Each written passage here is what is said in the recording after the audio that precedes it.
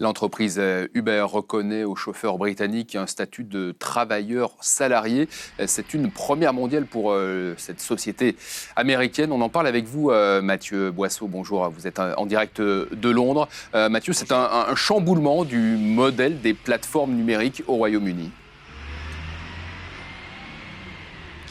Ah oui, c'est même une révolution pour cette entreprise devenue le symbole de cette économie des travailleurs indépendants, des petits boulots, parfois précaires, très populaires ici au Royaume-Uni. Les 70 000 chauffeurs britanniques d'Uber vont donc désormais être considérés comme des travailleurs salariés. En clair, ils vont bénéficier du salaire minimum, un peu plus de 10 € de l'heure ici au Royaume-Uni. Ils vont également bénéficier de congés payés et ils pourront cotiser à un plan épargne retraite auquel l'entreprise participera. Alors il ne s'agit pas d'un statut classique, d'un CDI avec un contrat de travail. Les chauffeurs pourront toujours travailler quand ils le souhaitent pour la plateforme, mais c'est toutefois un changement très important. C'est la direction d'Uber qui a décidé d'accorder ces droits sociaux, mais elle l'a fait sous la pression de la justice, puisqu'il y a un mois tout juste, la Cour suprême du Royaume-Uni avait estimé que les chauffeurs pouvaient légitimement demander à être requalifiés en travailleurs salariés. La grande question désormais, c'est de savoir si ce nouveau statut il va s'appliquer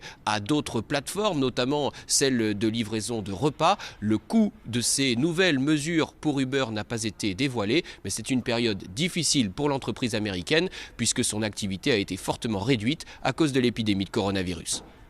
Mathieu Boisseau à Londres. Merci Mathieu.